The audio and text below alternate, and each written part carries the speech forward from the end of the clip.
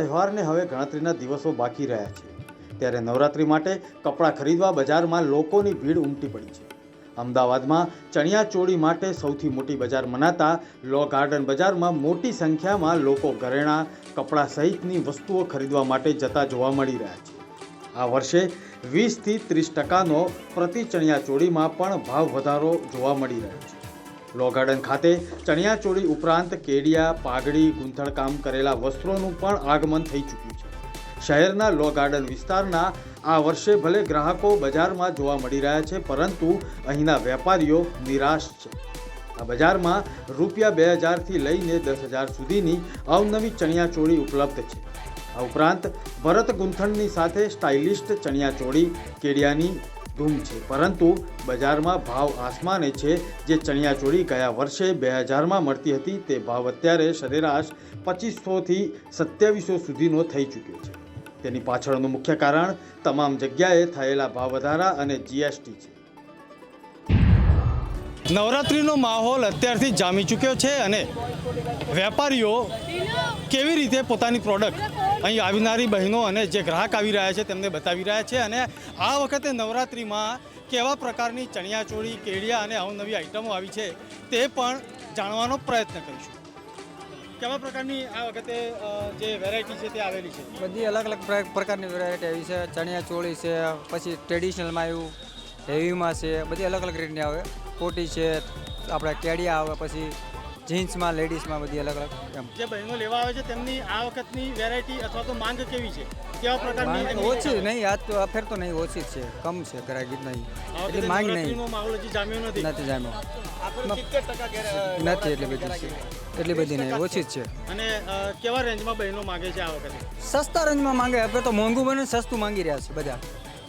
એટલે કે આ જે નોર્મલ રેન્જ છે તે કેટલાથી કેટલા રેન્જ સુધીની અંદાજે મળે? અમારી પાસે 1500 થી ચાલુ થાય સ્ટાર્ટ. 1500, 1000, 1200, 2000 એવી રીતે થાય. પણ અત્યારે શું છે 800, 1000માં એમ માંગે. પોસાઈને તો કઈ રીતે દઈએ એવી રીતે. એનું કારણ શું? મોંઘવારી વધી છે? મોંઘવારી તો વધી ને, હું મોંઘવારી તો વધી છે, મોંઘવારીનું કારણ છે ને. બાકી તો બધા લોકો લઈ જ જતા હતા, પણ આ ફેર મોંઘવારી વધી છે તો કોઈ લેવા તૈયાર નથી. કારણ કે માલનો સ્ટોક થઈ ગયો છે પણ ખાલી નથી થઈ રહ્યો એમ. એટલે બજારમાંથી હોલસેલનો માલ આવેલો છે, પરંતુ જ્યારે અહીં વેચાણ માટેનો જે માલ હોય તે નથી વેચાતો. વેચાણ ઓછું છે. હા, સપ્લાય ઓછી થાય એમ. અને જે ગ્રાહકો જે આવે છે તેમની ડિમાન્ડ કેવી હોય છે? એમની ડિમાન્ડ તો સારી છે, પણ એટલે સસ્તું જોઈએ છે એમ. બને એવું મોંઘું અમે પણ સસ્તું માંગે એમ, કે રિઝનેબલમાં માંગે આવું.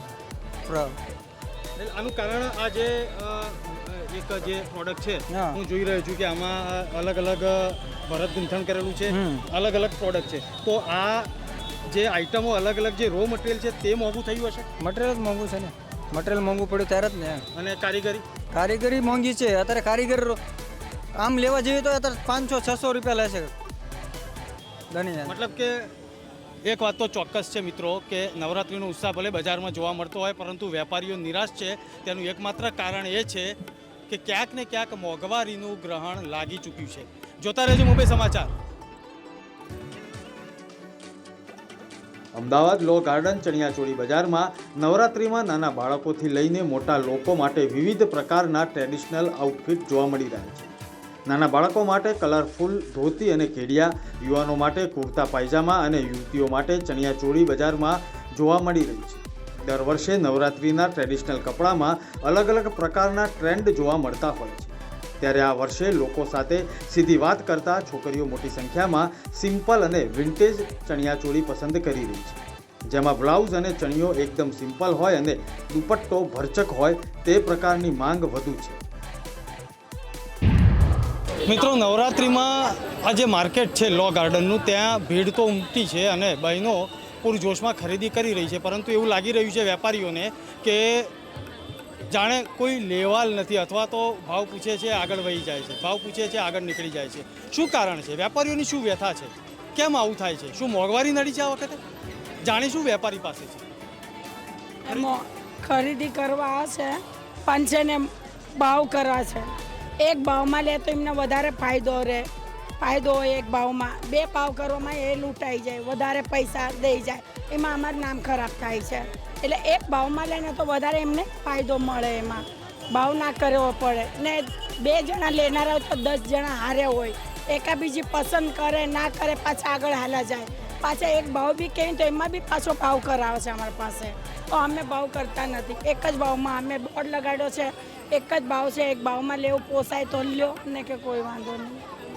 કેવા પ્રકારની અત્યારે હાલ જે રેન્જ જે છે કેટલા રૂપિયાથી શરૂ થાય છે ને ક્યાં સુધી અટકે છે? 800ની છે, 1000ની છે, 300 વાળી બી છે, 500 વાળી બી છે. એ રીતનું લેવાવાળા લે છે ને નથી લેવાવાળા એ ખાલી ભાવ પૂછીને આગળ જાય ભીડભાડમાં. શું કારણ છે? મોંઘવારી છે એટલે મોંઘું છે એવું જ કહે છે, તે બહુ મોંઘું છે. આ જે મટીરિયલ તમારી પાસે આખ્યું છે આ જોઈ રહ્યા છીએ, ચણિયા ચોળી છે અથવા તો દુપટ્ટા છે, વેપારી તરીકે જ્યારે તમે હોલસેલમાં લો છો તો કઈ રીતે તમને ત્યાંથી હોલસેલમાં અને અત્યારે હાલમાં કોઈ ટેક્સ લાગતો હોય અથવા તો કંઈ એ પ્રકારની કોઈ અસુવિધા હોય? એટલે હા, ટેસ્ટ તો નીકળ્યું જ છે ને અંદર વસ્તુમાં ભરવાનું. એટલે કાપડમાં તો પૈસા લે જ ને વેપારી અમારી પાસે બી. અમે કાપડીમાં પાસે ખરીદી તો એ બી અમારી પાસે ટેસ્ટ લે ને અમારી પાસે વેચવાનું એટલે એમાં અમે આમાં ટેસ્ટના પૈસા બી વાળવાના હોય, કાઢવાના હોય અમારે એમાં. તો જ પોસાય ને કે તો અમને બી ના પોસાય. તો શું લાગે છે આ વખતે નવરાત્રિમાં કંઈ વાંધો આવશે? ડીમ છે, ગરાગી બહુ ડીમ છે આ વખત નથી બરાબર. બહુ કસ્ટમર ભાવ કરે છે અને નથી લેતા ને એવી રીતનો બહુ મોંઘું પડી રહ્યું છે કે કિંમત બહુ છે, ભાવ બહુ છે. તમારે આખી લાઈનમાં છે, જીને છે એને થોડેક વ્યવસ્થિત છે, પણ નાનો માલની કોઈ ગરાગી યાત્ર છે નહીં ને એમને મોંઘું જ લાગી રહ્યું છે. એમાં બી ભાવ કરાવે છે. તો એમાં ભાવ કરવાનો એ કારણ છે કે એક ભાવમાં લે તો અમારે કંઈ બધા મળતા નથી. 25 રૂપિયા 50 રૂપિયામાં અહીંયા અમારો ધંધો થતો હોય, એમાં બાર્ગેનિંગ કરાવો તો અમારે મેળ પડે નહીં. ને આ વખત અમે ત્યાં ગરાગી ઓછી જ છે, માલ એમનામાં જ પડ્યો છે અમારે હજુ બી હાલમાં. વેચાણ બહુ થતું નથી આ તરફ એવું છે. મિત્રો એવું લાગી રહ્યું છે કે વેપારીઓ નિરાશ છે અને માહોલ ભલે માર્કેટમાં જોવા મળતો હોય નવરાત્રિનો, પરંતુ વેપારીનું કહેવું છે કે ક્યાંક ને ક્યાંક મોંઘવારી નડી રહી છે. જોતા રહેજો મુંબઈ સમાચાર. મિત્રો અત્યારે હાલ માહોલ જ્યારે નવરાત્રિનો જામે હોય ત્યારે કઈ રીતની ખરીદી થઈ રહી છે અને શું છે ડિમાન્ડ તેની વાત કરીશું અને ખાસ કેવા પ્રકારની વેરાયટીઓ બજારમાં આવી છે અને લોકો શું માગી રહ્યા છે તેની વાત કરીશું. આપનું નામ શું છે અને કેવો છે માહોલ? મારું નામ સંજય છે. માહોલ બહુ સરસ છે, બહુ ભીડ છે પબ્લિકની. લોકો બહુ ઉત્સાહથી નવરાત્રિનો તહેવારની રાહ જોઈ રહ્યા છે અને ખરીદી કરી રહ્યા છે બધા. આપ એકલા આવ્યા છો કે સજોડે આવેલા છો? નહીં, જોડે આવેલા છે. અને આપણે જે રેન્જની વાત કરીએ તો આપણે વેરાયટી ઘણી બધી આવી છે આપણી ડિઝાઇનોમાં. અત્યારે આપણે હું મારું કામ છે જ્વેલરીનું છે. અમે જર્મન સિલ્વરની વેરાયટી વધારે રાખીએ છીએ, જે સૌથી વધારે ટ્રેન્ડિંગ વસ્તુ છે અત્યારે ઓનલાઈનના પ્લેટફોર્મે અને રિટેલના પ્લેટફોર્મ ઉપર. એ સૌથી વધારે જર્મન સિલ્વર ઉપર ટ્રેન્ડ છે વધારે ઇયરિંગ્સો માટે. અને લોકો જે રેન્જ જે હોય છે લોકોની એ કઈ રીતની અત્યારે એવી છે કે હર ટાઈપની કસ્ટમર લોબી છે અહીંયા. 50 રૂપિયાથી વસ્તુથી લઈને તમે 1000-1500 રૂપિયા સુધી રેન્જની વેરાયટી છે અને બધા કસ્ટમર અફોર્ડ કરી શકે છે વસ્તુ. અને દરેક ટાઈપની કસ્ટમર લોબી આવે છે એવી. મિત્રો ₹50થી માંડીને આગળ ગમે તેટલા મીંડા લગાડો તો પણ ઓછા ન પડે તે ચીજ વસ્તુ અહીં મળી રહી છે. જોતા રહેજો મુંબઈ સમાચાર. આ વખતે નવરાત્રિમાં વિન્ટેજ ચણિયાચોળીનો વધુ ટ્રેન્ડ જોવા મળી રહ્યો છે, ત્યારે જમીની વાસ્તવિકતા પણ એ જ છે. લોકો સાથે વાત કરતાં પણ એ જ જાણવા મળ્યું કે આ વખતે છોકરીઓમાં વિન્ટેજ ચણિયાચોળીની વધુ માંગ છે. છેલ્લા ઘણા સમયથી યુવાનોમાં પાઘડી પહેરવાનો અનોખો ક્રેઝ રહ્યો છે, ત્યારે લો ગાર્ડન બજારમાં યુવાનો માટે પાઘડી અને ટ્રેડિશનલ ભરતકામ કરેલી ટોપીઓ પણ જોવા મળી રહી છે, જેની કિંમત ₹200થી લઈને ₹500 સુધીની છે. મિત્રો અમેરિકાથી જ્યારે વિઝિટર્સ અહીં અમદાવાદ આવી પહોંચે અને નવરાત્રિ અને ચણિયાચોળીનો માહોલ જ્યારે જામે હોય ત્યારે તેમનો કેવો એક્સપિરિયન્સ છે તે સમજીશું. હેલો, નમસ્કાર. Namaste. We're here as chiropractic doctors, seeing patients, and it's very beautiful, and I really enjoy the culture and just being part of it. And and the beautiful market and everything that there is to buy. It's beautiful. How experience with Ahmedabad Heritage City? Everybody's been very friendly and wonderful to us. We're very happy to be here. We feel very welcomed.